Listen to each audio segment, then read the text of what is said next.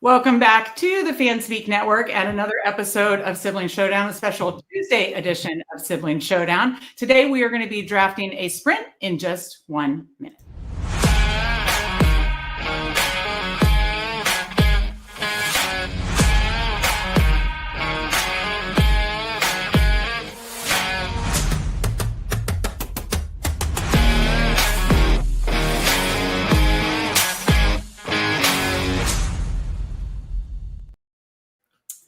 That's right. It's not Thursday, it's Tuesday, a special Tuesday edition of Sibling Showdown. Steve and I are going to be traveling with family this week for the U.S. Open, visiting family in Western PA, Aaron Rodgers country now, Steve. But no, excited to go to the U.S. Open. How are you doing? You pumped for the U.S. Open? Are you pumped for our Tuesday draft here?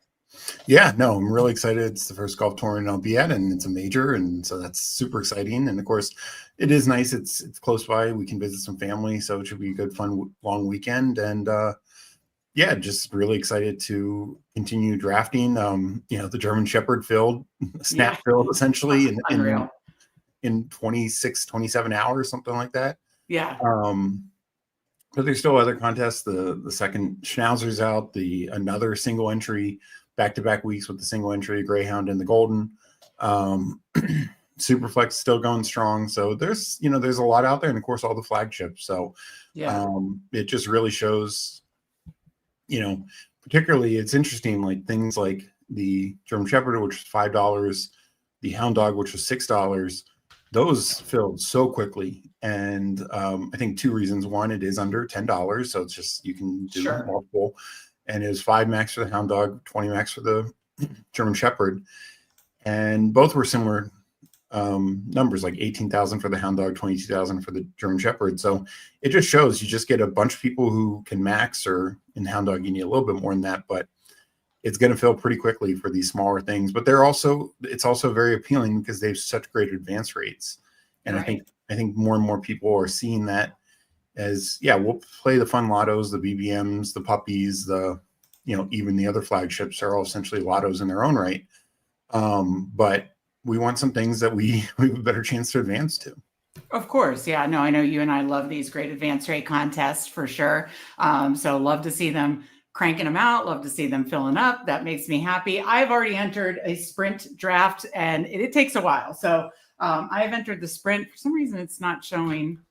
Let me make sure I'm on the right one here. But yeah, I entered the sprint, and it's got 6 more to fill. So I'm going to ping a couple, Pat, the Pounders Discord retweeted again. Anybody who's interested in the sprint, now's your opportunity. I pinged, I know BBG likes it. He said he has plans tonight. I pinged Jewish McCaffrey. So anybody else that loves sprint drafts, now's the time to get in. We are waiting on 6. But we can talk through like sprint strategy. But while I'm doing that, before I jump in to try to find 6 more people to fill us up, let me say hi to the chat real quick. Of course, we have Who Hames, who I was just on his show doing a marathon.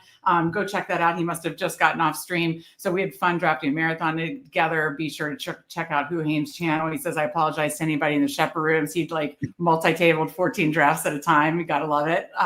You see these things filling up, and then isn't it when it's almost full, it takes away the slow option, right? Well, yeah. And I think I did my last slow, I don't know, noon, 1 o'clock, and it was like 85% filled. So I don't know when they took away the slow option, but that's why I knew to get it in then. So yeah, absolutely. But let me say hi, Steve. Mike Robb, Steve's doing his vocal warm-ups now. Just me running behind as usual. But always good to see the chat lord, Mike Robb. One real time, we got that. Hashtag go get your guys. Absolutely. Yep. We got our guy, Emo Cowboy, Tyler. Hey. And of course, the DraftKings champ from a couple years ago, Felix Castro, always good to see you as well. So I'm going to ping a couple of chats, Twitter, that kind of stuff, Steve. But tell me, as we're here approaching a sprint, and by the way, as you're coming in, hit that like button. We, of course, appreciate it. If we hit 25 likes, we'll rip another draft there. I was going to say German Shepherd, but now that's not an option. Maybe we do a 20-second super flex. Maybe we do a 20-second eliminator. We'll do a quick 20-second draft of some kind, maybe do a poll, but we need 25 likes. So hit that like button on the way in. Make sure you're subscribed to the Fanspeak Network. And last bit of housekeeping, if you have not checked it out already, the Fanspeak Best Ball Substack, just $34.99 for the entire year, 3 to 4 articles a week from Steve and I, rankings for all the different formats. I'll be doing my update tonight. Steve just did his updates. We keep them updated, and we're going to be adding Sprint soon. And we're also going to be adding DraftKings and Drafters. So we'll have all the websites, all the formats covered. I think that's important to, we all love classic Underdog, classic best ball, right? But like, I think there's a lot of fun edges and fun ways to approach these different contests. And Steve and I will be talking about that a lot this summer on the Fanspeak Best Ball Substack. Check it out. Link in the description, of course. Steve, how are you approaching? Just speak to approaching the sprint draft differently from approaching BBM or any of the classic contests. What are the differences and pivots that you're making? Yeah. So, look, in any contest, I believe. I think in any contest, I believe advance rate matters, because even in BBMs, things like that, it is essentially you're getting a 2 of 12 ticket to go to the next round. And that's even more so with this, because the next round is only one round. It's 9,300 people. And that can seem daunting at first to people. But the reality is if you have a good team, 3 good weeks, you could get knocked out in a BBM or even a puppy or even a smaller one if you finish second in your pod. Here, if you were to have, roughly the equivalent to the average second best week in pods through the BBM in week 15 and week 16, you're still very live for a good prize. And if you have that just monster week 17, it could be a great prize. So I think that's one thing to keep in mind. And so advance rate matters because, whether you're doing 50, 100, maxing, whatever, if you're getting above your average advance rate, 16%, then you're just getting more shots at this. It's like more tickets to this, tournament. And of course, each one you get your money back. So there's that. But your best chance to rise to the top is by having volume. So if you're playing this at volume, and again, whether it's you're doing 50 drafts or 150 drafts, you just want to get as many advancing through. So build structurally to advance out of this pod. And then you focus on the playoff weeks as a whole, not week 17. If you look at and you're like, oh, that Eagles-Bills game doesn't look great. Probably, really the deeper you get into winter, of course, the more the weather is a factor in Buffalo. So, you might feel great about your Josh Allen in this more than BBM because those first 2 weeks, I know they're outside games, but still probably less chance of snow and maybe he could have some big games like he did last year. So, or things like that. We look at Green Bay Ravens. That's not the most appealing game for Baltimore to be going to Green Bay week 17, but Baltimore's other 2 games look great. Right. And so, feel good about your Lamar, feel good about your Henry. And so I think you look at it as a whole. And of course, the teams that seem to have like clear sailing all the way through, like the Lions are in the dome all 3 games, the Rams are really strong all 3 games. 49ers and Tampa, I think, are really strong all 3 games. I think you just like them even a little bit more. I was going to say, are you trying to stack up those offenses more, the teams that you like their entire playoff schedule, or 2 out of 3, basically? Yeah. If it's possible. And also like I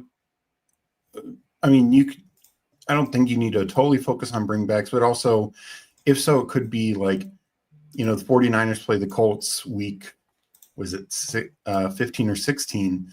You could do a Colts bringback and hope that help spike your George Kittle, that kind of stuff. And that might be the one that gets you over the top, because that game becomes a bit more of a shootout. Or you're stacking up Jonathan Taylor and McCaffrey, and that's very unique. We talked about this with Cody. So yeah. And the interesting thing about Sprint is, last year was his first year of this format, and it was priced really high. It was the $50 entry fee, correct, Steve? Yeah, so I only did a couple. Did you do any or a couple? I didn't do any, yeah. You didn't do any. I just did a couple. I did have one. I mean, I think I did like 3 and I made 1, to the playoffs. And, it was fun to have something. It ended up being one of those teams where then all the wheels came off the wagon. And I forget which guys get injured, if it was Chuba or, some of those guys that just, you got late injury bug hit.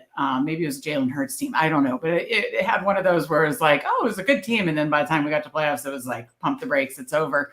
Like you said, I want to draft more of this year with the kind of more friendly price point and be able to, draft more volume, get more shots on goal, hopefully have a high advance rate, more shots on goal. And then, hopefully have it built where it just can run strong through the playoffs. And so do you have any structural changes, or is it pretty much structurally similar to how you normally build, whether it's going to be 0 RB, anchor RB, robust double anchor RB, hyper fragile, elite? Do you lean into elite quarterback more? Do you make any structural changes here? So I do think elite quarterback gets a little bit more favorability just because, Josh Allen being the perfect example. Week 15, he had that 50-point game. Right. Week 16 was a real dud, like 12 points, and week 17 was like 20 points. Right. So, and you could definitely improve on that 20 points, like 9 quarterbacks were above him.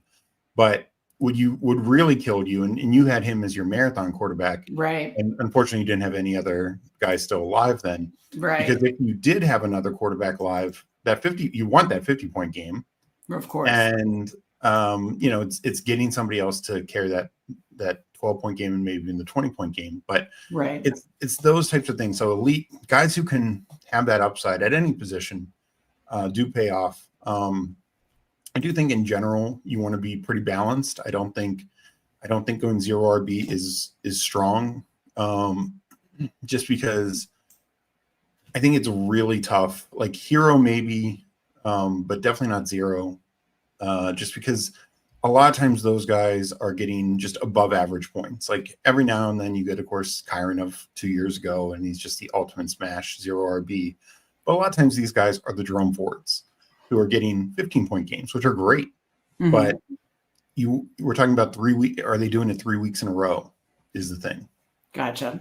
So basically you wait, obviously, I mean, you and I usually build for running back to hit the flex. They're pretty high on running backs. That's why we also like leaning into super flex and marathon, who I just did a show with Who Hames, and we did a marathon last week, or eliminator, where that could have even more value. But you like obviously building really strong running back rooms, still leaning into elite quarterback a little bit more. And then obviously making sure the structure of the lineup just makes sense based on that then. Yeah. And like you said, we want the running back to hit the flex, because I do think, just on average, running backs are the more a running back is hitting the flex, the more higher your points are. Now, like week 17 last year, perfect example, wide receiver smashed week 17 last year. Still, you have some great running backs like Henry, like Taylor, like Bijan, a handful of others. But, week 16 was a big running back week. Chuba, Connor, Saquon Barkley had a massive Barkley crushed Washington that week. Thank God. And then even some like 0 RB guys like Spears got 20 points and, a few guys like that. So point being is, over 3 weeks, you're more likely, probably 2 of those 3 weeks, if you're building it well, the running back's going to hit the flex twice, and you'll just get more points than most of your opponents. Right. Let me say we are now waiting on just one. So if you're interested, you wanted to get a sprint in, sometimes waiting for these sprint marathon rooms taking long. Oh, how about that? We filled. Let me say hi to, we got Candyman. Always good to see him. You will be on with Candyman right after this. So at 9:30 Eastern, Steve will be on with Candyman Fantasy Football Garage. Check that out.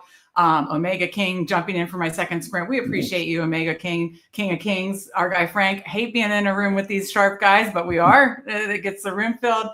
Who Hames? Oh man, we got Who Hames in here too. We got this. Love to see it. Let me check out who is in here. So we do have Jewish McCaffrey. I pinged him on Twitter earlier at the 1 spot. We've got King of Kings, our guy Frank, at the 2. We are at the 5.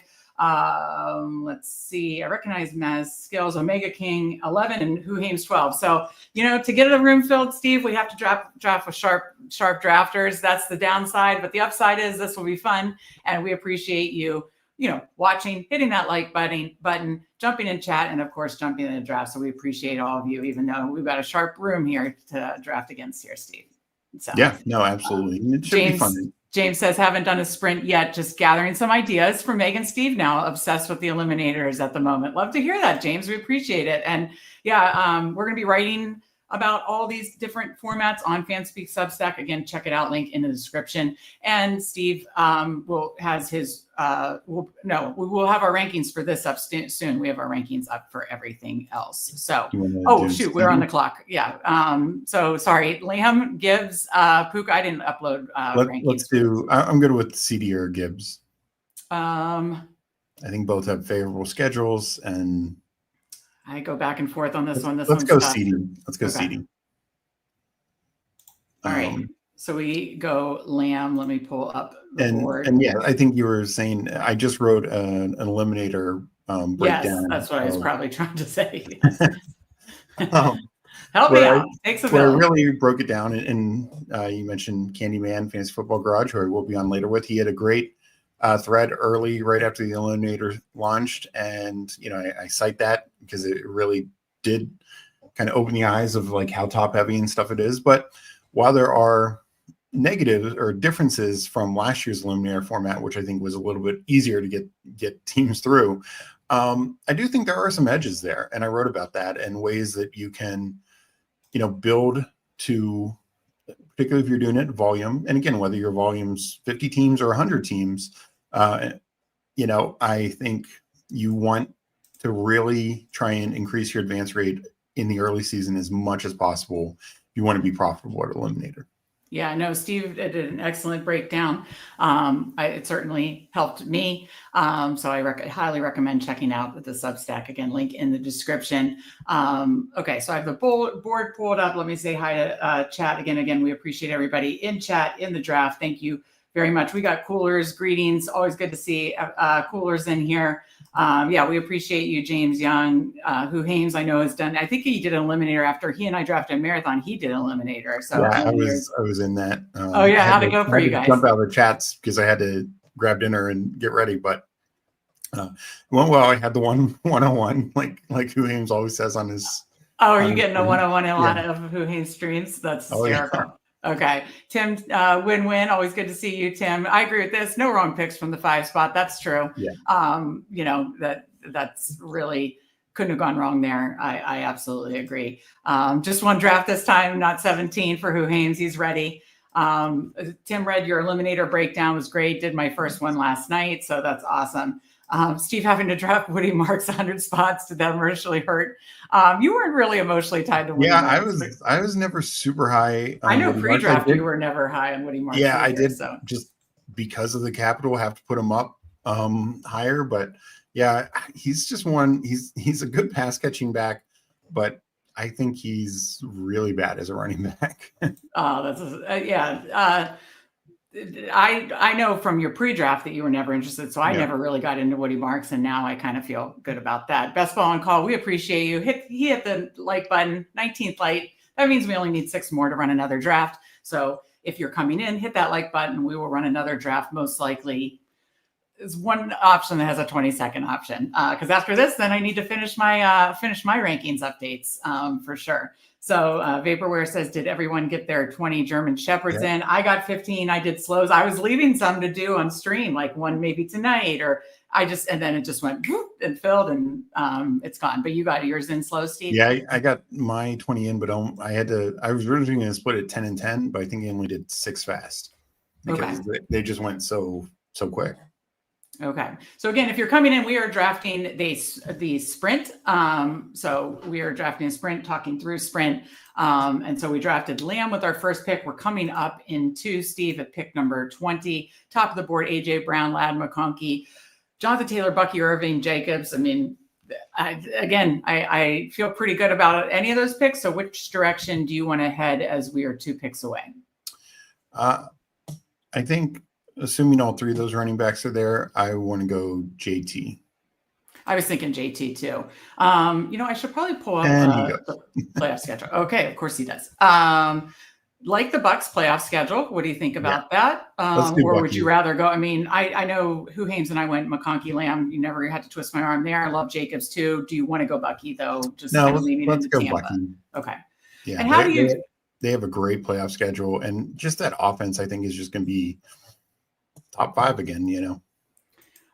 So in this one, do you again, because in the classic, we're not just focusing on week 17 or just focusing on week 16 in advance. We want those teams that are going to basically score a lot of points for 3 weeks. So far, Dallas and Tampa are 2 that I feel pretty good about that.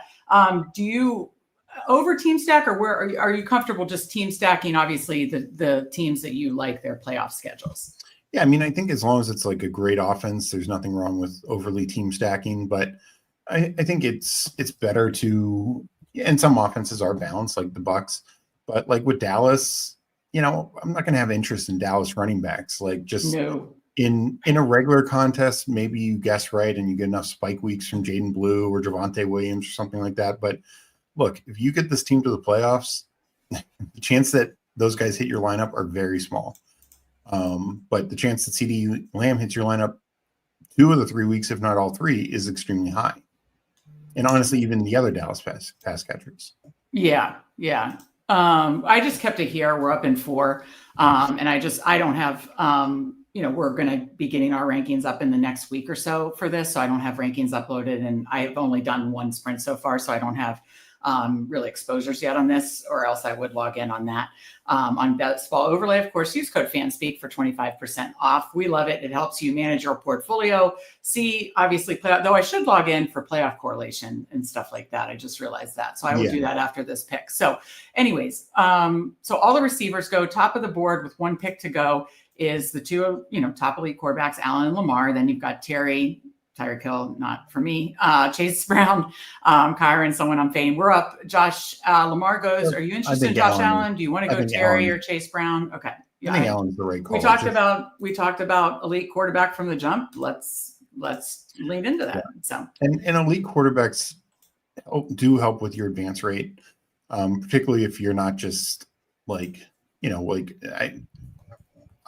and what I will say, this is a little different. Like a BBM, I'd feel better about only doing 2 quarterbacks, but because every week is as important, and Allen again being the perfect case last year for an elite who was the best it could be 1 week, but then terrible there on out.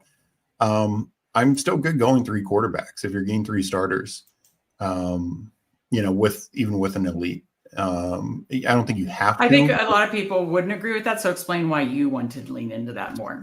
Well, again, it's going to help your advance rate. If you're winning the quarterback position, because the difference between Allen, Lamar, Hurts, Daniels, and if anyone else sneaks in there, also Baker has the year that he did like last year, or Burrow, et cetera. The differences aren't going to be that big in points. So what is going to be a difference is ensuring that you're maximizing their bye week, and not just getting by with 10 points. And 2, they will have some down games. Like Allen especially had 4 games under 15. Hurts only had 3 games under 20. But if you have a Matt Stafford who puts up 23 points and Hurts has 17, those 5 points can make a big difference, both in advancing.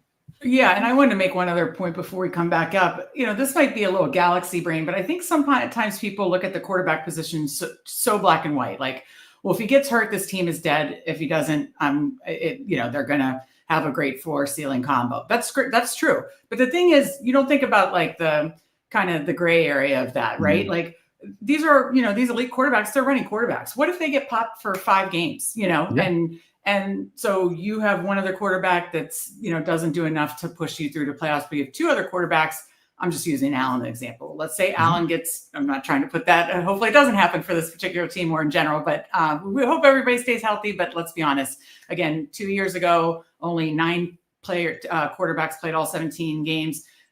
3 years ago, only 10. So last year we had a little better with 14.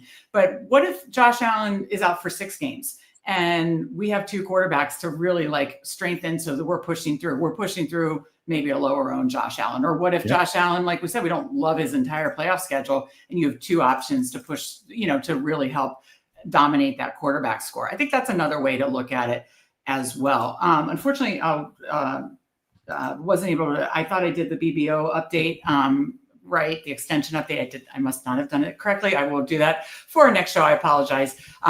So you're going to have to help me with playoff schedules here, Steve. But coming up in one, we've got 1-1-1 with Josh Allen, Bucky Irving, CeeDee Lamb. Top of the board, Cook goes. That obviously correlated to Allen, and obviously he's back at camp. Hampton, Smith, Kittle is Kittle Hunter. Kittle. Yeah. Okay. So let's just try to dominate each position. 49ers, another playoff schedule we like a lot. I think 49ers 2 games in California and 1 game in a dome, if that serves me correct. Something like that, yeah. I need to pull up, and then let's make this pick, and then we will need to then I want to go to chat, and then I want to pull up the playoff schedules just so I'm a little more in tune here. So yeah, I will get Best Ball Overlay all set for the next time. I apologize on that. So we are up at pick 53 in the 5th round, starting across the board, 1-1-1 with Allen, Bucky, Lamb, Kittle, all teams we like in the playoffs. Top of the board with still, 4 or 5 picks to go after just McCaffrey. There'll just be 3. He's at the turn here. So he takes Devonta Smith. Top of the board is Hunter, Hurts, Mixon, Sutton, Burrow, Chuba, Kenneth Walker, George Pickens. Would this be a situation where you would try to like double stack, or not necessarily in like a like a Burrow, Higgins, Chase, or Lamb? Obviously they're different price points. Lamb, Pickens, Dak. That's a less expensive. Those are the ones I don't mind, particularly the Dallas one, because the quarterback's going so late in that portion of it. But I mean, I think it's fine for sure. All right. So I just pulled up ones. Now I do think obviously it wouldn't come back to us, but Mixon is going to be falling in this contest, even though it's probably FUD. He will. Unfortunately, so Juice McCaffrey goes to Devonta Smith. Hurts makes sense. He stacked up the Eagles there. Fortunately, our guy, Frank is sharp. He took Hunter. Pickens goes next. So some of the ones that I was super interested do go. Top of the board is Mixon, Sutton, Chuba, Kenneth Walker. I'll tell you what, I am so bullish on Kenneth Walker. What are your thoughts on that? That would be my lean, but I think I would lean more Sutton or Mixon. But I do think there's a tier break after Mixon. I don't love Denver's playoff schedule. Do you? See, I have Walker above Sutton. Do you want to just Sutton or? Let's do Sutton. Okay. No. Yeah. Week 17 against the Chiefs isn't great, but I still think that offense can be so good. And Sutton is the clear number 1. It would open up a good, second quarterback in a couple of rounds, and Bo Nix, if we did only want to go 2, that's how you would do it. Like right. 2 big ones. And I just think I would rather target really good offenses in this, like Denver. Even if they're dud week 17, they could put up 30 points week 15 and 16. I think they're going to be a really great offense this year. All right, let me catch up with chat on our before we come back here. Best Ball Q, good to see you. I'm late. Which content is this? This is the sprint. So those take a little longer to fill, but they are so fun. I just feel like we have a better chance at having some kind of week 17 sweat, some profitability if built correctly and have a high advance rate. So we are going to be doing a lot of sprint drafts on Sibling Showdown. Cooler says going to need you to retract that one. Maybe it was the Josh Allen example. I'm guessing maybe you have a lot of Josh Allen. Listen, I hope no quarterback gets injured. I hope everybody stays healthy, but that's not, unfortunately, reality. So, and I in this team, I hope it's not Josh Allen. But I just wanted to say, I sometimes think people in best ball speak a little too black and white.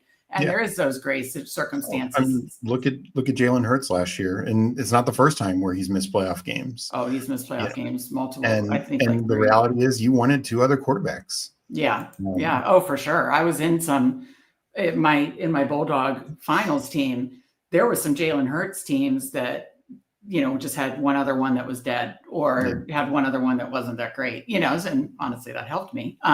They're talking about best QBs to be to the swingers party. You always got our Mike Robb chat lord keeping us laughing here. The cabal is now in on 3 QBs. We heard it here first. Thank you, Hugays. I think I'm like the Michael Scott gift. Thank you, where he slams the table. Yes, we've been pumping the 3 QB, and now the cabal is on the 3 QB. Pretty funny. I love it. Vaporware, interested to see where Harvey and Dobbins go. Yeah, it will be interesting to see. I mean, the falls are going to now happen with, Mixon, Harvey, Dobbins will rise. Vaporware says, 3 QBs is old news. We agree. This is hysterical. Best ball call. Would it be a sibling showdown without tech issues? It would not. It would not. Steve, you can speak to my tech dysfunction, right? Yeah. It's not great, Bob. It's not my strong suit. But I try. We got the disbanded Brotherhood. Dot, always good to see you as well. All right, Steve, we will be back up in 2, and then we're have 8 picks in between when we make this turn. So we're back up at 68 here in the 6th round. 1-1-2, Allen, Bucky, Lamb, Cortland Sutton, Kittle, top of the board, Judy, Henderson, Montgomery, Laporta. I do Montgomery. That's exactly what I was hoping you would go there. Because in this one, kind of playing off our initial decision, didn't we pass on Gibbs? Yeah, we passed on Gibbs to take Lamb. So let's just double down and take, we love both. We love Gibbs and Montgomery. Steve and I are taking both. So, so go ahead. Yeah. Well, and the thing to keep in mind, through 14 weeks last year, so 13 games for the Lions, before Monty got hurt early week 15, Gibbs was RB4, Monty was RB 10 or 11. So we got him at RB the 25th running back or something, the 24th running back. I mean, there's just so much value potential. In each of the last 2 years, Monty's missed more time than Gibbs. As a rookie, Gibbs missed 1 game, Monty missed 3. Last year, Monty missed essentially 3.5 games. What if that changes? What if Gibbs misses 3 games? Monty could be a top 5 running back. Right. And, that's just there's clear standalone value, and there's actually major contingent value. Yeah. Talk about talking black and white. Sometimes in the best ball space, we always talk about, if the starter goes down, in the case of the Lions, if Gibbs, and again, we're not trying to put that out there. We hope everybody stays healthy, but if Gibbs were to go down, we talk a lot about if Monty goes down again, Gibbs would be would be drafted as RB1. Well, the same thing applies, that not RB1, but that think of what the value of Monty if Gibbs were to miss, honestly, any significant time. I queued Laporte. I really didn't want to take him just because we've already invested in Kittle, and I'm not like a double elite tight end girl. Yeah. So we're up in 2. Caleb Johnson goes. This Fish Mob has taken all my favorite picks. He got Travis Hunter and Caleb Johnson, all my favorite rookies. So top of the board of guys I queued up: Pollard, Diggs, Golden, Myers, Reed. Don't think we didn't jump at quarterback yet. We already have. I would probably point to Pollard. I mentioned him in the draft. What about Diggs to open up we already are trying for Dak most likely. Okay, so you want to go to Pollard? Okay. Yeah, and the other thing with Pollard is, one, he clearly dominated that role last year. I know there's the coach speak, they're going to split it again, but could just be Spears is not that good. Not terrible, but just not a guy who's going to eat enough of the market share. And the Titans offensive line wasn't great last year, but it's going to be the second year of Bill Callahan. They add in 2 key free agents, Kevin Zeitler, the longtime veteran guard from the Ravens and Lions, and then Dan Moore from the Steelers. And you have these 2 former first-round picks, Latham last year, Skoronski the year before, Lloyd Cushenberry at good center. And it's another year with Bill Callahan, one of the all-time great offensive line coaches. I could just see this line coming together and being one of the best in the league.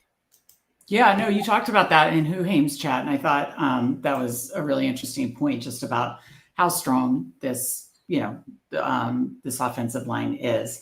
Let me go to the chat really quick. Not only do we have Disbanded Brotherhood, we've got Hartman. We got JT Best Ball, both Hartman, JT Best Ball. Check out their channels as well. I'll be on with JT Best Ball, I believe, next Friday, before Friends of Best Ball with Cody next Friday. Obviously, there won't be Jeopardy this week. There won't be Friends of Best Ball this week, but there still will be shows. Andrew, Steve, and our friend Wiles will be on tomorrow night. Thursday, the DraftKings show moved to Thursday, and I believe Spread's doing a show Friday. And then we're coming back with a vengeance next week with Jeopardy. I'll have a schedule and the bracket up. Bruni did a great graphic for us, so check that out. Tim says, remember Alfred Blue. It looks like we did get 25 likes. Steve, you have to give one-on-one of pickup lines. Hysterical. Raheem Mostert, best final pick of the draft. Yeah, I mean, he's the latest handcuff, right? I mean, yeah, and you talked about the Titans O-line in Huhane's chat, and I do think that was a great point. Okay, so we're going to be back up here in one pick, 8th round, pick 92, 132 here. So we're probably looking. I do want to keep an eye on Dak later. Quarterbacks do go earlier in this format, so don't think we need to do it here, but. Could pop Bo Nix here, but yeah. I'd rather go Dak than Nix. I don't know. What do you think? Cup, I'll throw out Cup, Pittman. I like Pittman or Higgins. Okay. So your choice, 14 seconds. Cup, Pittman, Higgins. I kind of like Pittman. Let's go Pittman. Let's go Pittman. Let's go. We got. Now I think we need like a third, like really solid quarterback, because we did wait here, and so I think he might be more floor than ceiling, but I still like that with a 1-3-3 to kind of balance out our third receiver here, since we did go elite quarterback, essentially elite tight end with Kittle. Well, he had some big games down the stretch last year when Flacco got reinserted back in the lineup. I think it was week 17. He had a pretty big game. Yeah, and Downs was a little banged up that game, but still, I think Pittman and Downs are both big time beneficiaries of, Daniel Jones over Richardson. I just pulled up the schedule. Indy, I thought they played Jacksonville week 17. Like I knew they had a divisional game. I thought it was Tennessee, but it is Jacksonville. They play San Francisco, I think week 15 or 16. Let me pull it up. Yes, Indy plays San Francisco week. Yeah, so you got like a little skinny, and I think week 16 Indy. San Francisco at Indy. That's San Francisco's their dome game. Yeah, that's their dome game. Okay, so I mean, Bo Nix is still there. So we'll get one of these guys. I think we take quarterback for our second stack, and then we have optionality. If we want to go a third. I prefer Dak, but okay. So are you fine with Dak since we, our first pick was Lamb? Yeah. Since we have Lamb. Okay, and that doesn't conflict with Allen. No, by week 10, by week 7, there we go. All right, let me pull this over and let me read Dallas. So Dallas's playoff schedule. So our two quarterbacks, I don't love the Buffalo playoff schedule, but again, if he has 2 out of 3 good ones, Allen, that is. And maybe it is like we build a 3 quarterback team, with Allen that might be different because most will be 2 quarterback teams. So Buffalo is at Patriots, at Cleveland, home against Philly. Dallas is home against Vikings, home against Chargers, and at Washington. So 2 of 3 in the dome at home, and then at Washington. Don't know if our defense has improved, meaning we're Washington fans, enough. So don't mind that at all. Yeah. So what do you think about our start so far, Steve? No, through coming up to the 10th round, but we're through half the draft, 9 rounds, and 2 quarterbacks, 3 running backs I feel good about, 3 receivers I feel good about, an elite tight end. We can probably, depending on who our second is, we could just stop at 2 tight ends. I think we're probably going to need to. I think I'm going to need 8 receivers on this one, since we got a pick 5, 53, and 92. We went elite quarterback, elite tight end. I think this is going to be an 8 receiver team for sure. So I think we should keep that in mind as we're drafting. Go ahead. Yeah, but I think Buffalo. Sure, the playoff schedule doesn't look great, but this team, we've seen them put up monster games and all sorts of weather, all sorts of situations. And same with Dallas. Like Dallas with Dak, and doesn't matter who the offense coordinator is, doesn't matter who else is around there. Dallas with Dak has been essentially a top 5 offense in games with Dak since 2020. This is hysterical. Good to see you, BK JG in here. Mostert will contribute early also. And then James Young says Mostert is 3 years younger than Kellen Moore. I'm guessing that's true. Go ahead. Yeah, well, I probably is. The funny thing is, to me, is, and then I do want to get to this I know it's unlikely to happen, but if Kirk Cousins were to get released by Atlanta and he were to sign with the Saints, him and Kellen Moore were in the same draft class. They were at the same Senior Bowl together, which was the first Senior Bowl I was at. I was going to say that was your first Senior Bowl 2012, right? Yeah. That Senior Bowl was loaded with, it had like Cousins, Russ Wilson, Nick Foles, right? Yeah. Kellen Moore. Yeah. Someday you should tell some good Senior Bowl stories. We'll get back to this question about 3 tight ends after we make our next pick. So don't let me forget about that. I'll just leave it up. Let's go over here, look and see. We're up in 2. Again, 2, 3, 3, 1, likely going, 8 receivers here. So don't know if you like this range of receivers or if you just want to grab our second tight end and be done since we have Denver. But top of the board, Ingram, Keon Coleman, Charbonnet, Bateman, Tootin, Mims. There are some good tight ends also later here, Loveland, Warren, that kind of stuff. So I like Bateman. Yeah, I was hoping you'd say Bateman. Obviously you could do another Bill, but Keon Coleman just went, so Bateman. I know the Keon Coleman stack was there, could have considered that, but like you said, he went, so Bateman makes a lot of sense to me. We will be up in 8. I'm going to keep it here. I kind of think either get one of these like tight ends that are really interesting. Either Chicago, what Chicago playoff schedule is. Cleveland, Green Bay, at San Francisco. I knew we had a San Francisco piece. So there's that. If we want to just be done at tight end, obviously Warren correlates with Pittman if we did want to tack on a third quarterback. Could I see what the other positions are, like what's running back look like? So running back, Tootin, Javonte, Ramondre, that whole tier. Anything else is kind of reaching. Then receiver, Mims, Kyle Williams. We didn't get Diggs, right? So, I mean, I don't mind like Kyle Williams, Besh, those kind of, I know Mims correlates as well. Yeah, I think Mims is a little overpriced right now, especially for this format. Yeah. Since he's such a spike week guy. But why do you think he's overpriced for this format then? Meaning you don't see him, like the chances of him hitting 3 weeks in a row. Is that what you're saying? Yeah, or even 2 of the 3 weeks. I think it's very, very small. So what do you think here just structurally with the 2, 3, 4, 1 making our 11th round pick? I almost say one of these rookie tight ends and be done. What do you think? So I guess to me, I'm interested in the idea of, as a bring back to Dallas, Zach Ertz later. So I would point to the receiver because I do think Kyle Williams and Besh, there's a tier break. And Kyle Williams is a bring back on Josh Allen in Buffalo, week 15. I believe it is. So no, Kyle Williams is fine with me. He's 5th receiver. So so Warren went because I was gonna say that would kind of double stack if we wanted to do Daniel Jones. We have 20 seconds to talk this through. I just kind of like getting access to the Chicago offense, but I do. I guess to me though, that next group of tight ends, particularly Ertz really and strong, are just so good. Like the upside of a top 5, top 10 offense, tight end, clear tight end 1. Is Colson level? Like those guys are projected for 100 targets. Gesicki got like 80 some last year, Ertz like 100, and I think Gesicki's going to get more this year with the Eric Gall injury.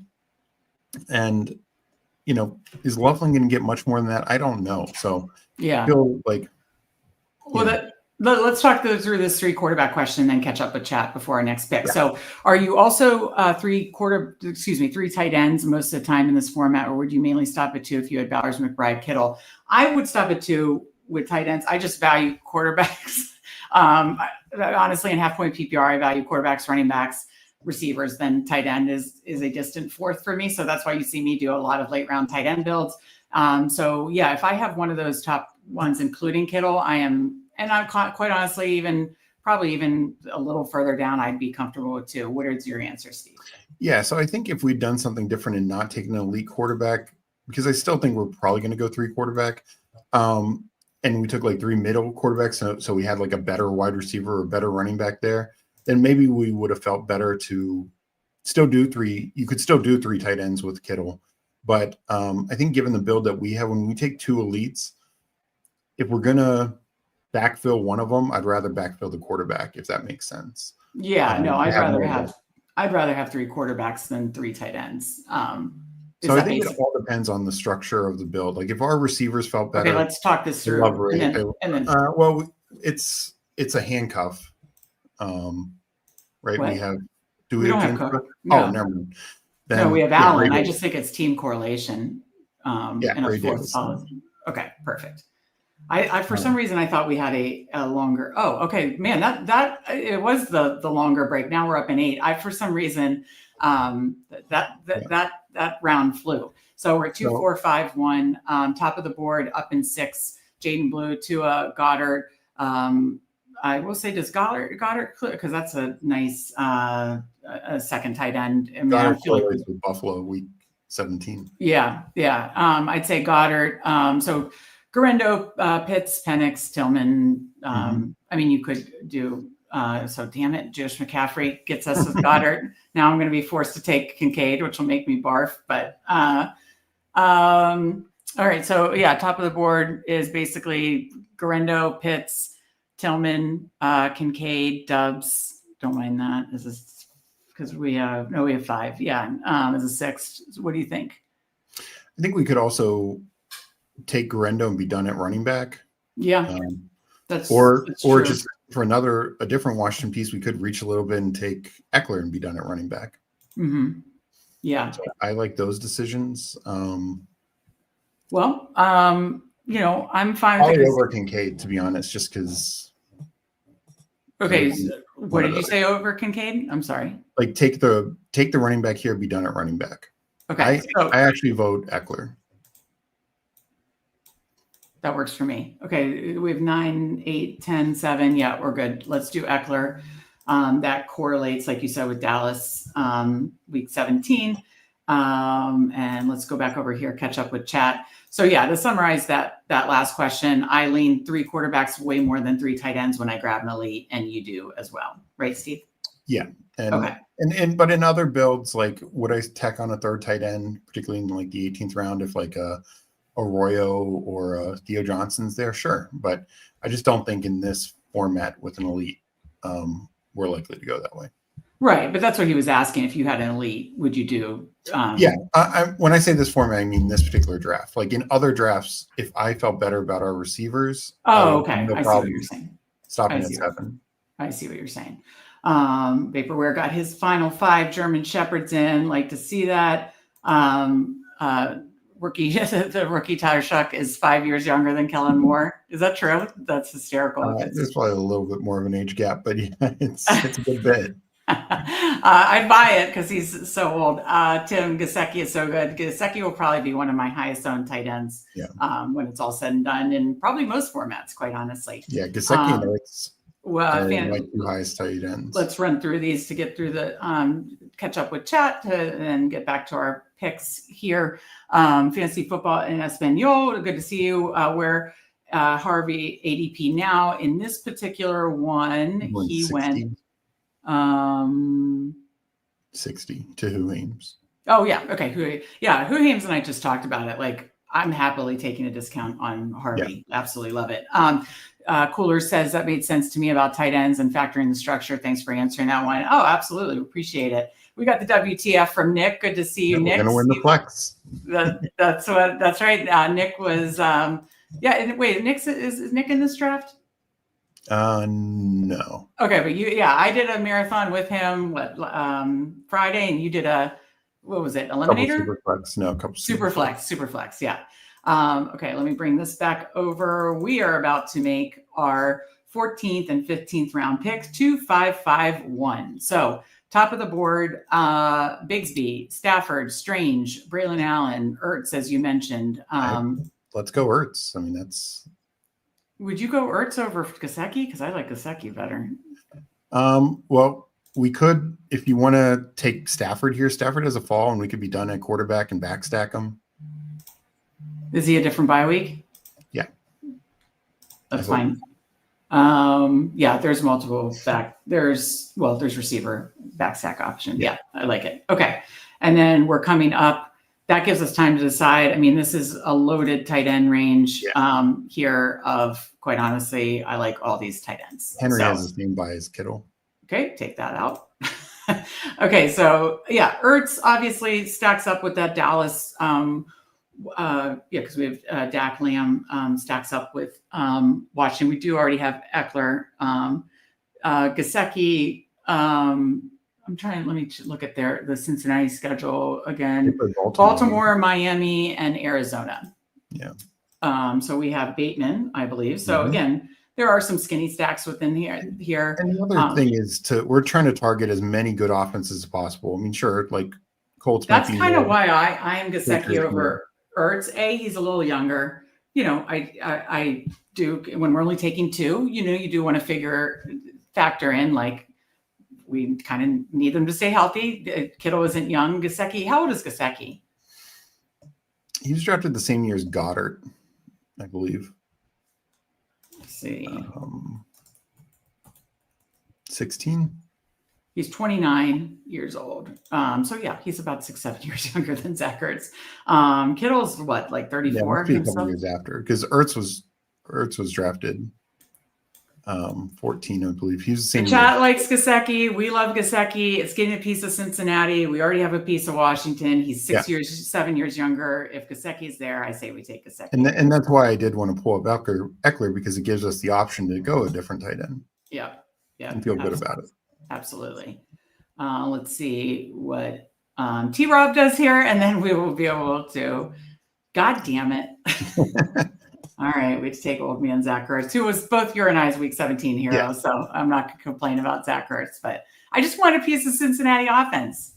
All right, let's catch up here. Yeah, so we both had some fun shows with Nick this last week. Always appreciate him. I was hoping we pick somebody other than Kincaid. I have such scar tissue from Kincaid last year, but burned way too much trying to play Kincaid in DFS season long. Brutal experience. Yeah, maybe he's better this year, but just Buffalo's outlook on the way they, utilize they are totally fine spreading it around. They're totally fine. Honestly, that's why I was fine with Ray Davis. They're totally fine, dividing up their backfield more. So it's not friendly for fantasy, and that's why I don't force honestly stacks with Allen unless it kind of falls naturally. No 101 on this. How many 101s have you been getting, Steve? Oh, a lot. It's gotten to be a thing with Who Hames and Candyman drafts, especially. So that's funny. And you will be on with Candyman at 9:30 Eastern. So we'll have to rip a real fast one after this. Hartman says Kincaid also has scar tissue from last year. It's in his knee. That's funny. Okay. Yeah. See, people are noticing your 101s. I like it. Tim, I feel like Gesicki has been around for a while. Yeah, I didn't realize he was only 29. Hartman said he got only 10 German Shepherds. Sure to have listened to Steve and done the slows. Mike Rob, biggest question of the evening: favorite Disney Channel movie growing up? Oh my! I'll go old school. Bedknobs and Broomsticks. Oh, that was a good one. Yeah. All right, 188, 3552. So correct me if I'm wrong. We are just tacking on 3 receivers here, most likely. Okay, so we're up in 1. So then I can just do this, and do not say Tyler Lockett. I will scream. What about Slayton? You and I both love Slayton. Let's do Slayton. We only have one week 14 bye. Don't embarrass us, Steve. Okay, I'll pull up this one next. Hope we get it to stack up Stafford, and then we can talk about the last one. That's easy. So as we're waiting to come back up, 3-5-6-2. It's going to be a 3-5-8-2. Josh Allen, Dak Prescott, Matt Stafford. Why did we take a third? Well, Matt Stafford fell almost 10 picks. We're going to try to battle stack them. 3 quarterbacks versus 2 with elites. We feel like maybe could give us some edge, both for advanced rate and in playoffs. Bucky Irving, David Montgomery, Tony Pollard, Ray Davis. That correlates obviously with Allen. Austin Eckler correlates with Dak stack week 17. Lamb obviously stacked with Dak. Cortland Sutton, Michael Pittman, Rashad Bateman, Kyle Williams, Darius Slayton, George Kittle, and Zach Ertz. So there's definitely some a lot of playoff teams here, correlation within this. Again, next time I will be logged in to Best Ball Overlay. I apologize for that, but of course use code Fanspeak to help you manage your portfolio on Best Ball Overlay. If Tutu Atwell falls here, we're going to snap pick that for our Stafford stack, and then we'll just be tacking on one more receiver.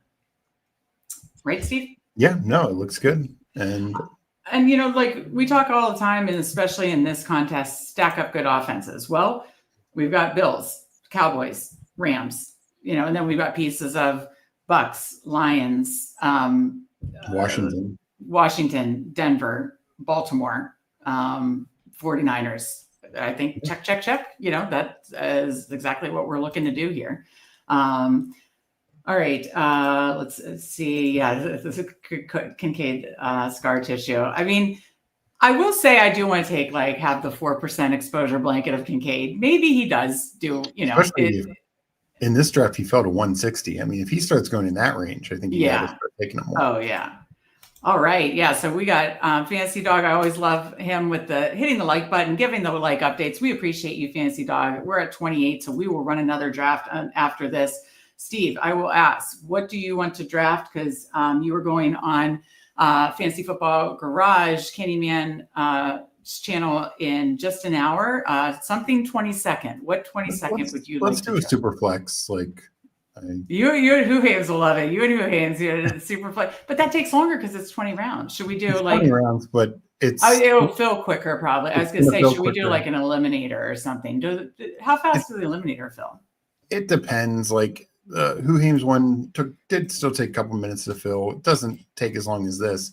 Chad, if you're staying around, how about if you're staying around, I don't have time or I'm not going to jump in and actually do another poll. In the comments, if you want to draft with us, just write eliminator or super flex and we'll listen to the chat. So. Somebody ping Ben Haskell because I know he's always up for super flex.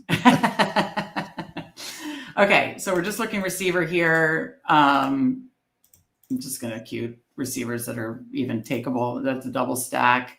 Do I have, nope, don't have the right thing. I mean, there should be an over under 2.5. How many times does Megan not have the right screen on? So, I mean, the other one is my guy, MVS. Did somebody take him? I think he's gone. Who Hames get him? Who Hames did you take him? Let's see. Where the hell did MVS go? No. I think he's still there. Wait, what team does he play for? Shit. Seattle. Let's see how quick Mick can get that. Oh, God. You spelled it terribly. Oh, shit. He is here. Do you want him? Yeah, let's do him. I think. Oh, my. That was painful. Okay. Oh, that was painful. Okay. Oh, wow. We do have a lot of super flex in here. Okay. So we don't have time to review the team because we are going to jump into another draft. But let's see. We got super flex will fill instantly. I need another top 4 in super flex. Super flex, super flex, super flex. I'm doing a super flex now. Wow. Okay. Plain Omaha, down for either, but super flex will fill quicker. Okay. All right. There we go. Super flex it is. So we would love to review the teams. I actually like Tim's comment that it is like Omaha and poker. Super flex. It's similar to, your Texas Hold'em, but a little different. Okay. So let me log in, or excuse me. Since we do have people that are interested in getting in with us, In this super flex draft, let me pull it up on my phone. So, because if I do it on the computer somehow, that'll probably mess up. Okay. So 20-second super flex. If you want to join us, I'm entering in 5, 4, 3, 2, 1, enter. Oh shit. I was the last one.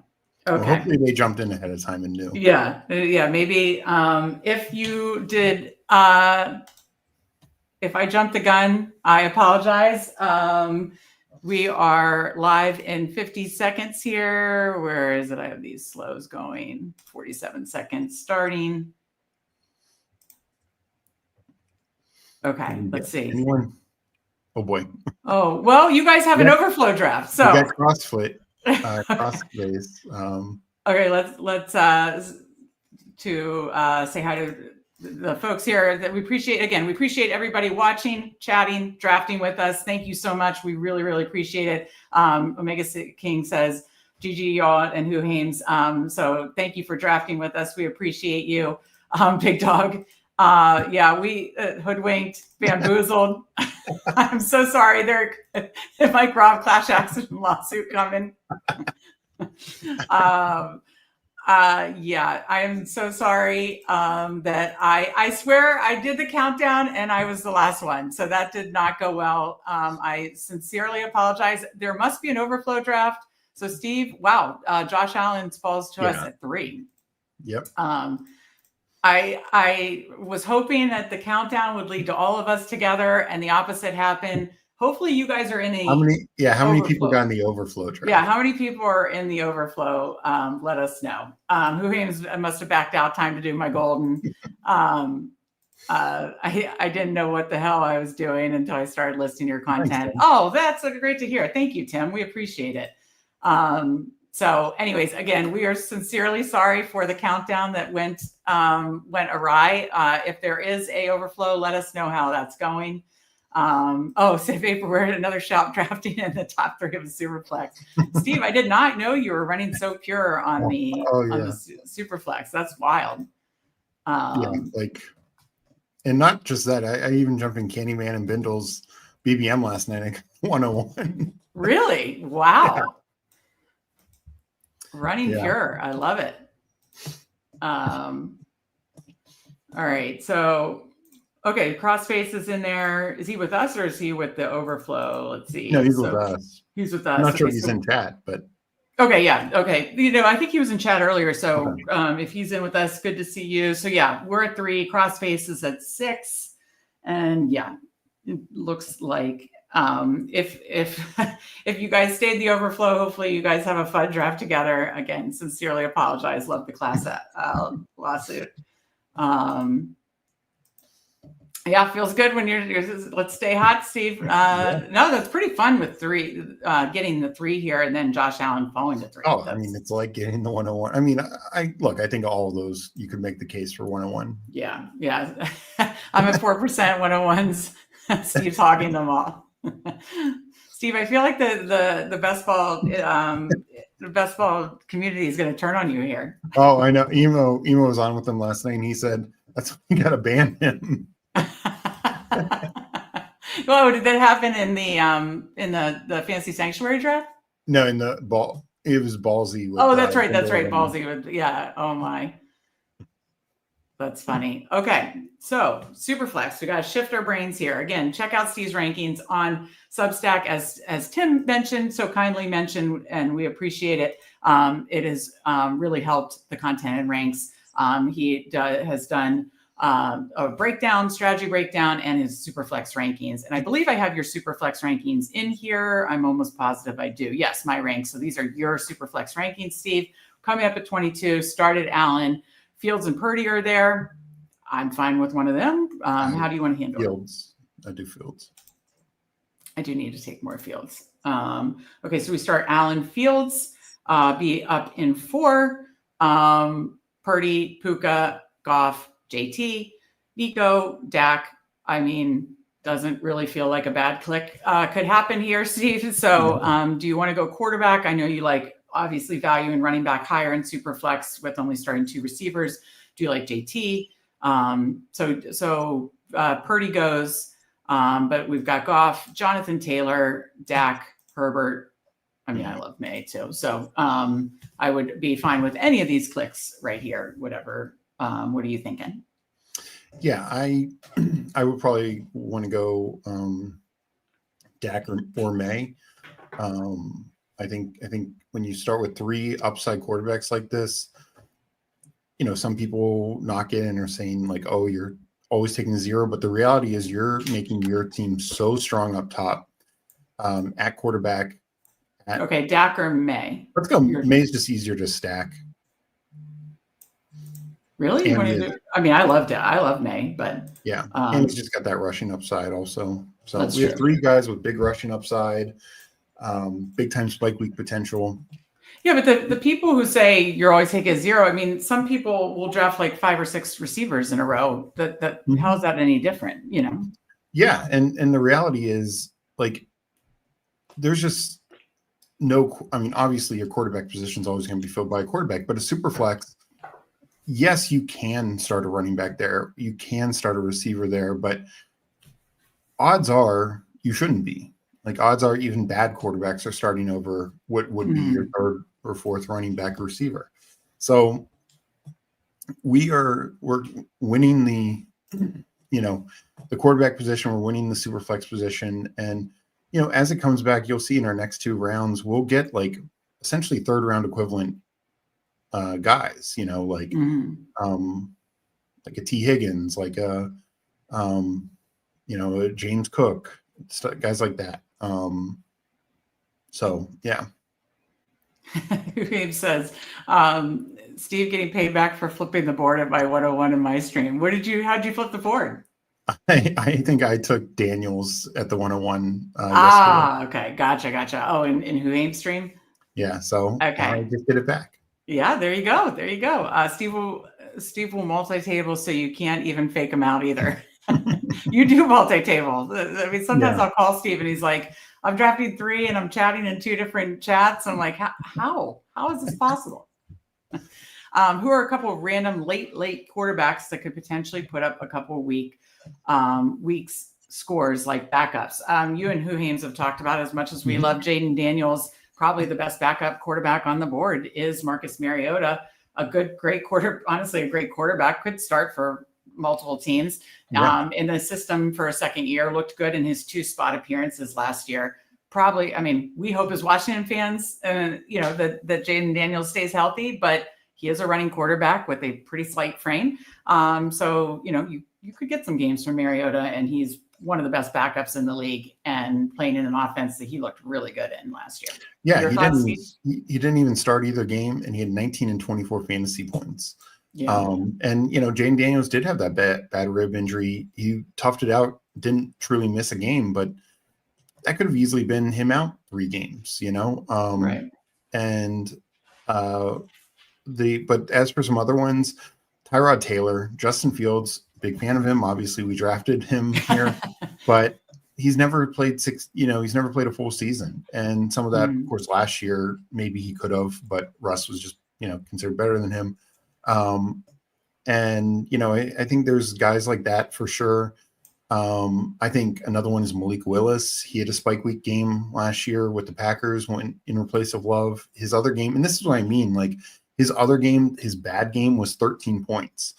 It's very hard for a receiver. We're up, and it was 18 seconds. So Jacobs. Okay. Yeah. That's like, okay, go ahead. It's very hard for a receiver, because remember, we're talking it's going to be a 3rd or 4th receiver and running back to average 13 points. So, I just think that's the way I kind of look at it. Those kind of guys. I do think you can look at, honestly, any backup quarterback. Mac Jones is in San Francisco, like Sam Howell with the Vikings. Like we've seen Kevin O'Connell be the quarterback whisperer. Okay, up on the clock. Top, we have 3 quarterbacks. There is like Higgins, Harrison, but Breece Hall, James Cook. If you want a second running back to, since we value that. Yeah, let's take. You want to correlate with Cook? Let's take Cook. I do. Yeah. I kind of like just soaking up the Bills' touchdowns there. Yeah. Okay, now we're at a break. Now I won't interrupt you because we have a little break here. Go ahead. So those are definitely some of my favorite, but truly anyone. I mean, you can make the case for Joe Milton. Dak is another one who's missed time 3 of the last 5 years. Yeah, so that's one to point to. Sam Howell, I mentioned, JJ McCarthy is coming off an injury. Hopefully there's no setbacks, of course, but we've also seen Kevin O'Connell, when Dobbs, when Nick Mullins played. These guys were good fantasy scorers. Yeah. No, I think like you said, especially if you're taking 4 or 5, you can really take any backups. You can handcuff, situations and that kind of stuff. So I think that makes sense. Let's get to chat really quick. It's not really the player upside for Myers. It's Greg May. For May, it's the ADP. Gino has more reliable floor. Tua has a more comparable ceiling 3 to 4 rounds later. I'm just really bullish on May, but go ahead to give your thoughts. So look, I mean, I think Gino is a fine quarterback, but I don't know if he does have a ceiling. I mean, I think it could be better this year with the Raiders, but he was very up and down, like a lot of 13, 14, 16-point games. May, his points per game are brought down for a couple of reasons. One, week 18, he pulled the Josh Allen. He took a snap, and then he didn't play. It turned it over to Joe Milton. And then he came in a couple of games early in the year, very late, without really doing anything. So if you look at him from a points per game standpoint, it wasn't as good. And just the reality, second year, new offense coordinator, which I think is a big upgrade in Josh McDaniels, such a big weapons increase from Trayvon Henderson, Diggs, Kyle Williams, and then big time offensive line increase. So I think May just has such sky high upside, and Tua has comparable passing ceiling, but he's no rushing ability. And of course, there's the injury. Especially not now, yeah. But I mean, he's like the most dead zero. When what's his name did the split between passing and rushing. Oh, Ian Hartitz, yeah, that was Tua was like 1%. It's nothing. Yeah. All right, we're in a running back range. You like attacking running backs. You don't mind starting 3-3 quarterbacks, running backs. So here we have Mixon, Harvey, Hubbard, Wentz, Kamara, Walker. I personally have Walker ranked higher. But did we? Who are 2 current running backs? Jacobs, Cook. So no bye week issues quickly. Let's go Kamara. Why Kamara?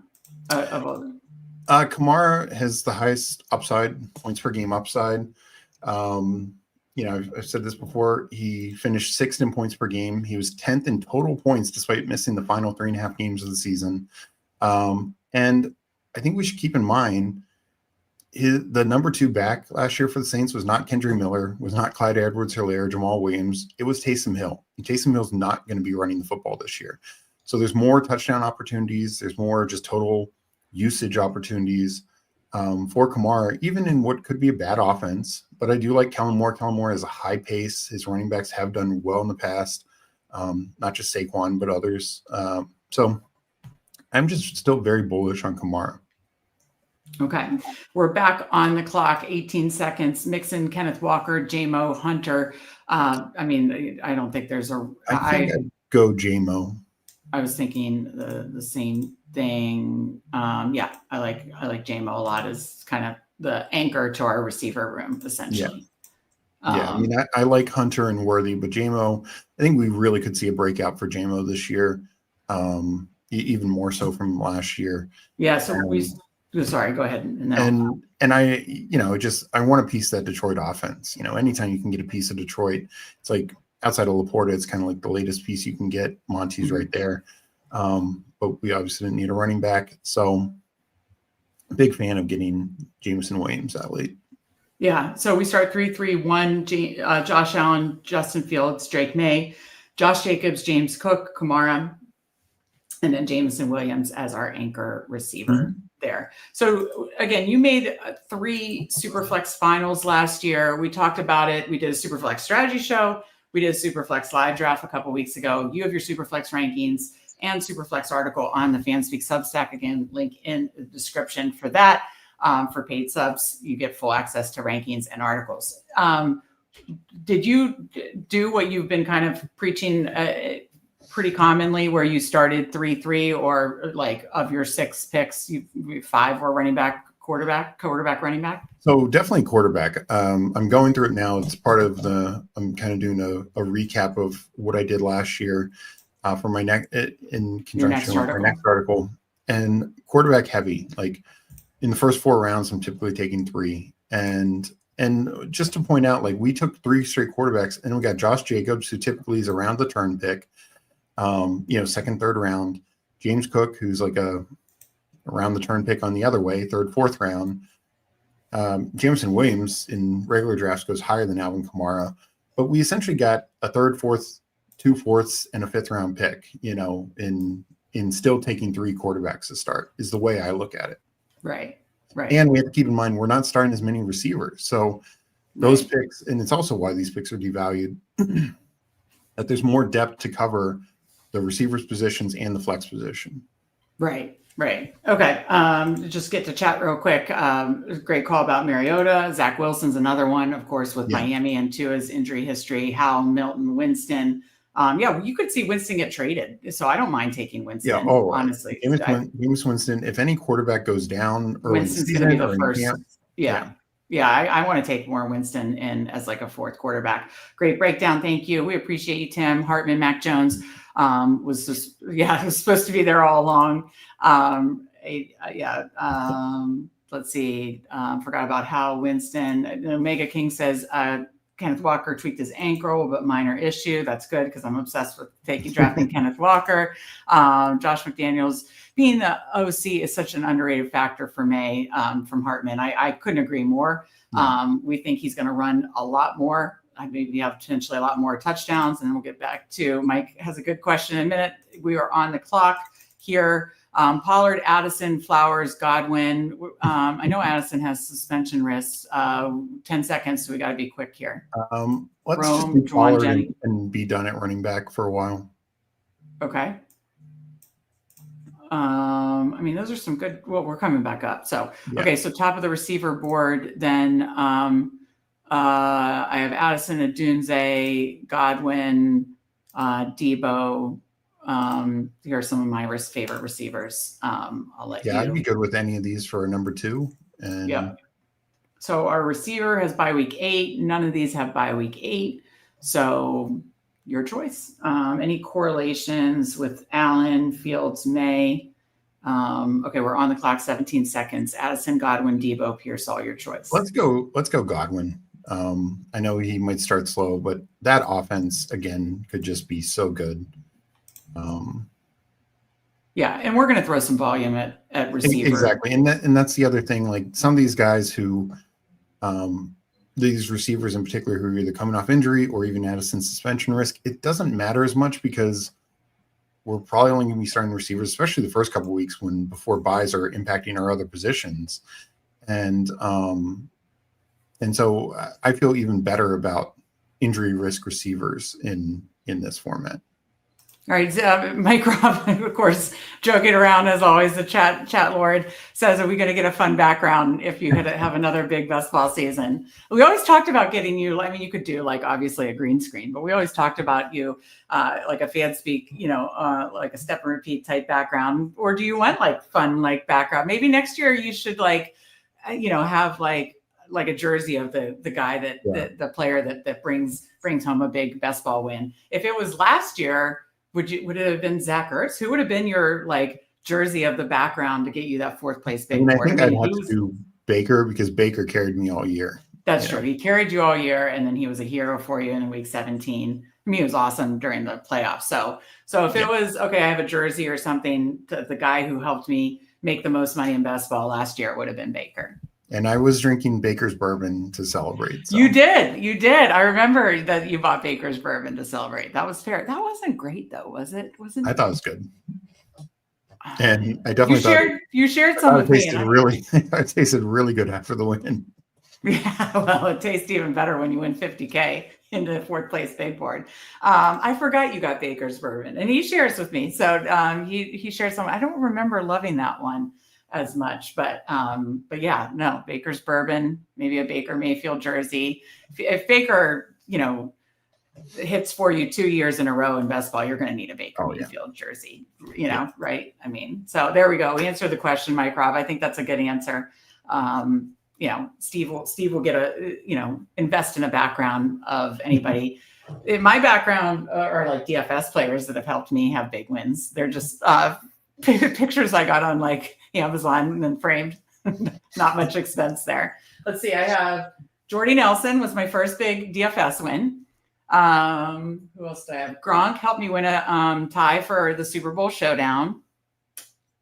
Who is that Browns player? I can't remember. He helped me tie for a showdown too. Oh, remember? And I started Baker when he wasn't starting. Was it Jeremy Hill? Or no, it was. He has a signature, and it's a signature, and I can't even read it. Okay, this is bad. Who was 34 for the Browns, like in 18?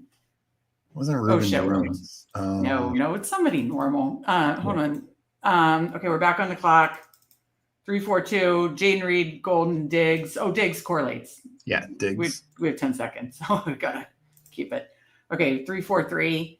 Up in 4. Let's keep it here. Jaden Reed, Matthew Golden, Tracy Andrews, Cup, Jonnu, Charbonnet. I'm trying to see if anything correlates.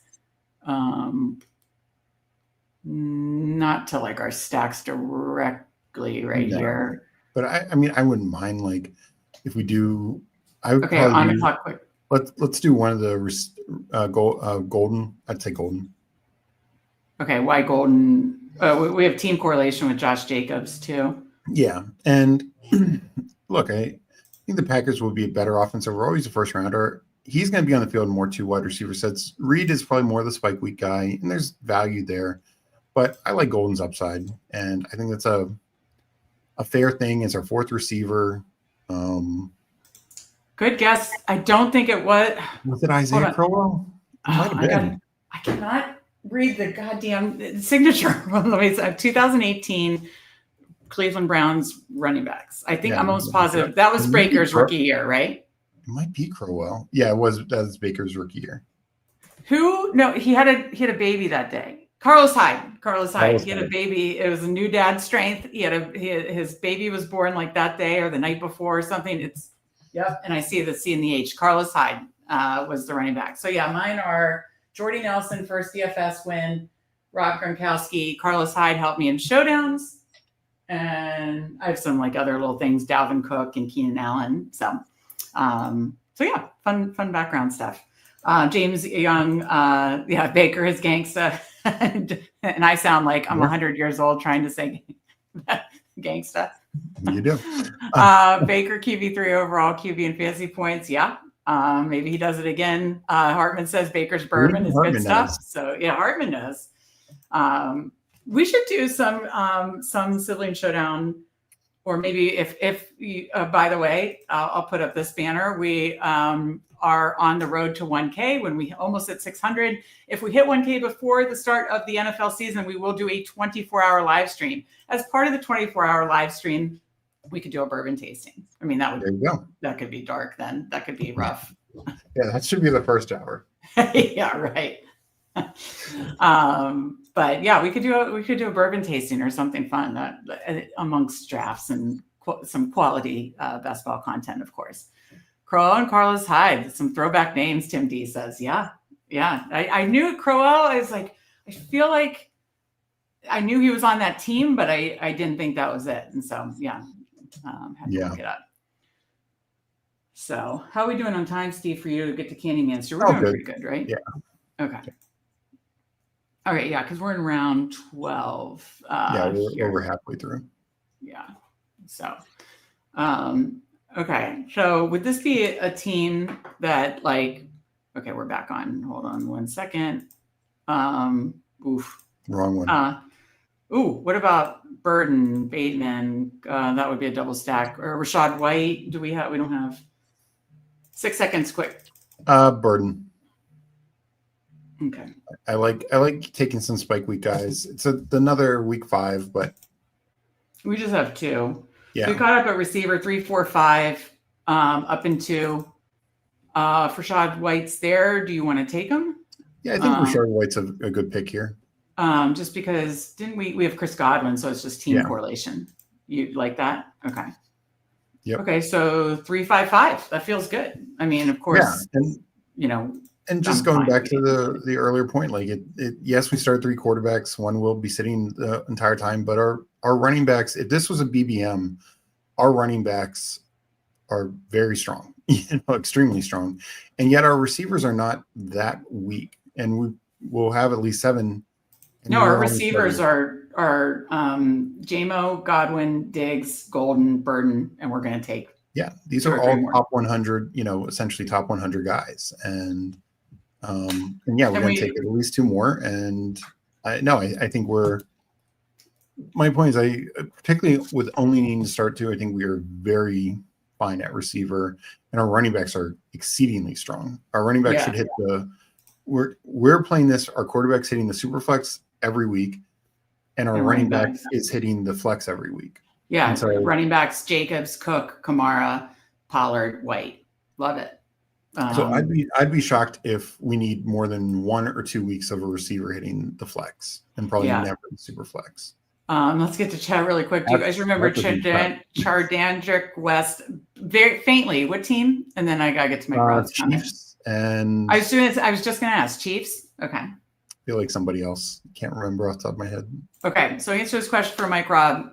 Mike Robb obviously has the Fanspeak Best Ball Substack. So with the updated rankings, Steve dropped Tootin a bit. Was there any news that changed him to drop him a bit? And I will be doing my rankings update tonight as well. Go ahead. So and I will be doing a little tweak tonight with some of the recent running back news. But so the thing for me is, I do just the comments that come out, and you can say it's just coach speak, but the comments from Liam Cohen and company about Travis Etienne, I do think there's some truth there. And look, we've already seen Tootin's fumble issues pop up a little bit at camp. Are these small? Do they mean anything in totality? No. I mean, a strong camp, strong preseason can totally, reverse that. But I think it is worth noting. And one thing I've said all along is I do feel like Liam Cohen is going to value a running back who can catch the football. Mm-hmm. And I think that's Travis Etienne the most on this team. Yeah. Okay. We'll get back to that in 1 second. Can you see at top of the board, Braylon Allen, Christian Kirk, Hollywood Brown, Brenton Strange? Did you want to go over? I mean, I like these tight ends. 8 seconds. Let's go Allen and be totally done at running back and not have to take any dusty running, any real contingent bet. I know there are a couple of backups, but I feel really good about that. And then we're hitting a range of tight ends that I absolutely am obsessed with. And the other reason I said that is these 2 teams already have either 2 or 3 tight ends. I doubt more than 1 tight end goes off the board between them. That's a great point. Very likely none. That's a great point. So I mean, obviously, Henry correlates, Mason Taylor correlates. How do you want to handle it? But obviously, you have others ranked higher. So how do you want to handle this? Let's start with Strange, or we can even pull somewhat up, and maybe Henry, or more likely Taylor comes back to us. Why don't we do Henry, and then if Taylor comes back to us, we do Taylor. Okay. Are you fine with that? Yeah.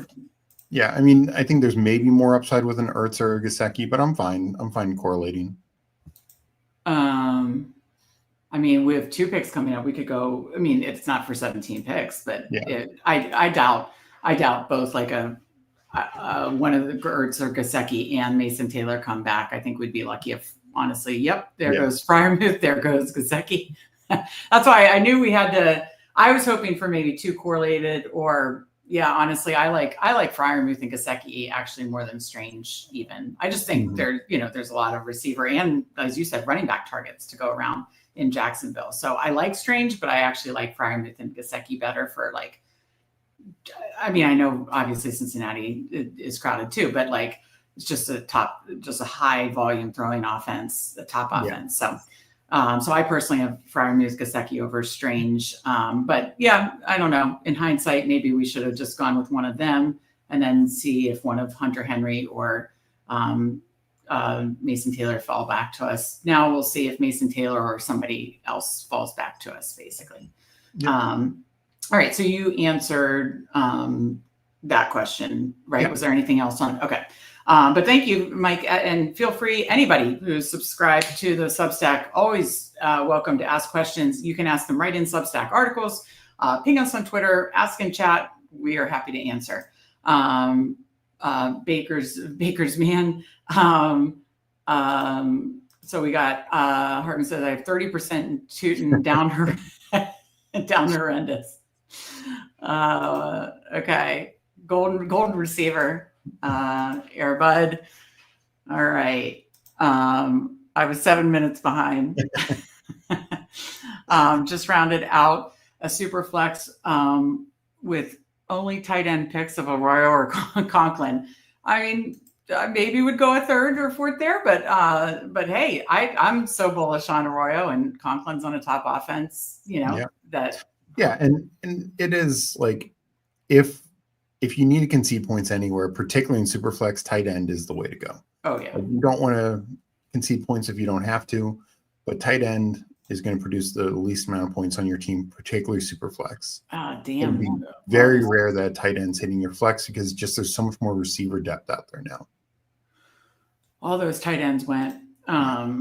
So yeah, in that when we made the Henderson, maybe we should have gone for upside more because all those tight ends still there. Yeah, you want to do that? Yeah. I mean, talk about another crowded room, but do you want to just go a third tight end, or we could get like an Arroyo later? We're at 3,652. We have a receiver here. Yeah, your guy Thielen just went. Pierce just went, who you and I take. But I think there's 4 decent, Dubs, Noel, Slayton, Hopkins. Do we already have? I can't see the board, by the way. Oops. Yep. Oh, when I set it at 2.5, where I put the wrong screen up. We've already done at least 2, so I'm sure a third will happen at any moment now. I know we already have Green Bay, so it makes sense on some level, but let's do Slayton. I just feel better about his role. We only have 1 week 14 bye. So, okay. So 3,662. And we have, 3 picks left. So definitely need a tight end or 2. But again, I don't, even though we went super late, I don't think we have to overvalue it. I'm fine with just 1 more unless you feel differently. I don't mind if you mentioned about Fields, I don't mind doing like a Tyrod Taylor handcuff situation in this type. I was going to recommend that because sure, we could throw that extra thing at a receiver, but that's just the reality of it. If there's any games that Fields misses, whether it's early in the season or, in the playoffs, Tyrod Taylor is way more likely to hit the super flex than, and particularly any receiver we're throwing at the wall right now. Yeah. So essentially, if we could get Tyrod Taylor, receiver, and a tight end, for a 4, 6, 7, 3, you'd be happy, right? Yeah. Okay. Yeah, it's probably my most standard build, and I think it works. I think it's very structurally sound. Tim loves Bucks and Kate Otten. Mike Robb says, "Hurry with the picks. Steve needs time to down some shots before." Maybe I will grab a bourbon before Candyman's. You should get a Baker bourbon. Do you still have any of the Baker's bourbon? I might be out of Baker's, but I get some other good bourbon. Okay. Exactly, Fancy Dog. Yeah, even they're right. The reality is, even if you had Kittle and Gesicki, or Kittle and even better than that, Kittle and Jake Ferguson, that Jake Ferguson is probably never hitting your flex. Mm-hmm. Yeah.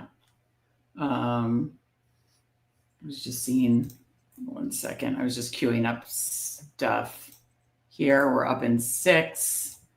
So we weren't able to stack. We stacked May with Diggs. We're in Henry. There, I would take him as a good third starting tight end. Yeah, I agree with that. I do like Arroyo Q too. I'm queuing that up as well. So there really aren't any late Jets or Bills that you'd really be interested at this point. Did we get Braylon Allen? No. Yeah, we did get Braylon Allen. So we did get Braylon Allen. No, there's no other. I'm not going to force a stack. Unless you want to get a low and Josh Reynolds or something like that. And then I assume all the other Bills are gone. Yeah, it's just like Curtis Samuel, Ty Johnson, Dawson Knox types. Yeah. Okay, so what do you want to do with these two picks? Let's do Juwan first. I think they're less You like likely. him? I like Arroyo better. We have all these other. Well, old I think dust Juwan balls. Johnson is a clear starting tight end. It's just bored. They're old tight end. Henry, Kate Otten, Juwan Johnson. I wanted a fun upside one. Kate Otten is like 26. So I assume Tyrod Taylor is the last pick, right? I mean, he is. We could take him here because I don't think there's a dramatic difference in the receivers that we take here. You know, like it's likely MVS, Roman Wilson, and Tolbert are all going to be there in the last pick. So why don't we get Tyrod in case somebody else is just shooting for? That's fine. You know. All right. So we have 4, 6, 6, 3, and you'll likely go unless all these go. Then if you want to do a fourth with Arroyo, but I have MVS, Roman Wilson, Jalen Tolbert, Josh Reynolds. Anybody else that you want to queue up? I mean, Calvin Austin, De'Ami Brown, Tyler Lockett. No. No, Ray, do not say Ray. Do not say Ray. I can always Brandon Cooks. That's fine. Oh my, this is fun. Okay, so we have like 6 or 7 receivers queued up. I forgot that we got Braylon Allen, so that does correlate, and we got James Cook, so we actually did correlate all of our quarterbacks actually. So, okay, so you're gonna get a bourbon before Candyman stream. No, good point. 3 or 4 tight ends.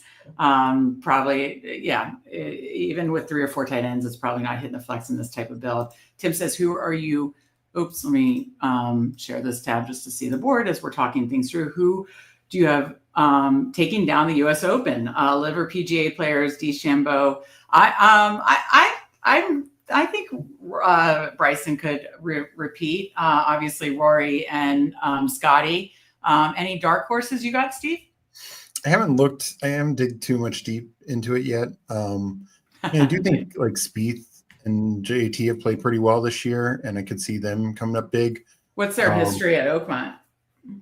I don't know if they've really played Oakmont much. You know, it's not always. It was in like 2017. Yeah, so I'm not sure.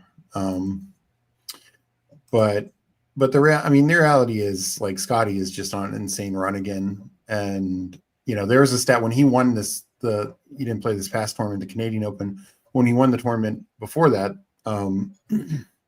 Memorial, CBS posted a stat that since the beginning of May, Scotty's won 4 times and the Rockies have won 3 times or something like that. It's like, insane. Just absolutely insane. Yeah, absolutely insane. I mean, isn't his odds like less than 3 to 1 or something? Coming out, right? I mean, that's insane. Yeah. I love Jordan Spieth. I love how he wears his feelings on his sleeve. I love him. I love Bryson, Rory. I like all of it. I like JT. But I think of all the live guys, DeChambeau's got the best shot. Like I don't know if Rahm is really a threat. So to Spieth to get the Grand Slam needs the one that just had the PGA, right? Because he's won. I think so. Yeah, he's won U.S. Open and Open a long time ago. So I think he needs PGA. Disbanded says, I don't know any other sport than football purposely. It's pretty much like I have gotten into golf more. I do enjoy watching that, but I used to watch more like basketball or baseball and hockey, not really anymore. Nothing else. It's really just football. And now I do enjoy golf. Steve, you're right. Most of those receivers fell back. So you have MVS, Roman Wilson, Jalen Tolbert, Brandon Cooks, and then Josh Reynolds if you want to low. The 2 guys who did go, Ray and Lockett. Oh God. Okay, 6 seconds, quick. Yeah, no, let's do MVS. He's my guy. I'm making a bet on him. All right. You heard it here first, people. If MVS hits, Steve will be a happy camper this year. The live guys are kind of burning out. Yeah. Brooks had a little run. Disbanded says high school and college football and NFL. Yeah, football all the way, but not spring football bores the hell out of me. That is like painful, absolutely painful. All right, let's review our team really quick and then give you some time to get ready for Candyman stream. 4, 6, 7, 3, Josh Allen, Justin Fields, Drake May, handcuffed fields with Tyrod Taylor. Josh Jacobs, James Cook, Alvin Kamara obviously went 3 early, still got some projectable volume running backs. Pollard, Rashad White, and Braylon Allen. Love that running back room. Jameson Williams, Chris Godwin, Stephon Diggs, Matthew Golden, Luther Burden, Darius Slayton, and MVS. And then Hunter Henry, Kate Otten, Juwan Johnson. Tight end is a little weak, but one correlates. And then there's just their starting tight ends, obviously. We value that the least in Superflex and value quarterback and running back the most. And I still feel like you can get really 2 strong scores each week with this receiver room. What do you think, Steve? Yeah, and we definitely build it a certain way. But I think if you look at it through that lens and, consider that almost every week we're just looking for 2 scores from those 7 receivers, I think it looks much stronger that way. Oh, yeah. I mean, just even anchored by Jameson Williams, Chris Godwin, Stephon Diggs, and then you have upside shots with rookies, Golden, Burden, and then kind of some spike week guys with Slayton, spiky guys, MVS, and then you were right. Like, I mean, to have those 2 quarterbacks of Allen Fields, or essentially Allen's Fields / Tyrod Taylor, just quarterbacks and Drake May, I feel very confident that you're going to get 2 super flex, hitting the super flex each week too. So, so you're happy with this team? Yeah, no, very, very happy, very strong. I like it. Hopefully the overflow draft went well. Yes. Hopefully the overflow draft did go well. Really quick cross face, if he's still in here. 3773, Burrow, Herbert, Jalen Milroe, and then Chase Brown, Breece Hall, Kenneth Walker, Jordan Mason, Charbonnet, Chubb, Corum, Neighbors, Devontae Adams, Pickens, Mooney, Trey Harris, Stubbs, Diami Brown, Kraft, Gesicki, Royal. Actually, I'm really strong. I maybe would have tacked on one other quarterback, but honestly, super strong running back room. Still, I mean, anchored by Neighbors and Devontae Adams, Pickens, really strong receivers, and then just some upside shots. I love his tight end room too. I really like this team. I mean it. And he's got 2 great quarterbacks to start, but he most likely is going to need some help from the running backs and receivers to fill in the super flex a little bit, because unless Milroe does get a pretty long leash, but. But those kind of builds can work for sure as well. And because he did get the value at both running back and receiver, I think the key is to ensure that your running backs are strong as well as 2 clear starters, ideally 3. And you go on from there. Yeah, absolutely. We appreciate you, Vaporware. We appreciate everybody watching the stream, hitting the like button so we could do a second draft. Joining us in chat, joining us in the drafts. We appreciate you. We're on the road to 1K subs. Help us get there. We'll do a 24-hour live stream. Also, again, let me bring up this banner. Link in the description, Best Ball subscription, Substack, $34.99 a year. Steve posted a great article on Eliminator yesterday, posting another Superflex article, which we just did tomorrow. 3 to 4 articles a week. All the rankings you could ask for in all these different formats, which is super fun. So final thoughts for the people before we get out of here, Steve? Yeah, no, thanks for everyone for joining us. Really fun show, doing 2 different types of formats and really showing, the diversity that Underdog has, because neither one is the classic. And I think we both had 2 strong, fun drafts. Sorry that, weren't able to get more people in the Superflex draft, but overall, really fun. Yeah, absolutely. Very fun. We are going to be doing a lot of this on Sibling Showdown, mixing up the different formats. Today was super fun with Sprint. And then thanks to you guys hitting that like button, doing a Superflex. Tons of fun. Go check out Candyman's stream after this. Steve will be on with Candyman Fantasy Football Garage. So we appreciate it. Tomorrow will be Andrew, Steve, and our friend Wiles, who was in the BBM finals, drafting lineup legends at, I believe, 8:30 p.m. Eastern. So it has been fun. For Steve, I'm Meg, and we will see you next time.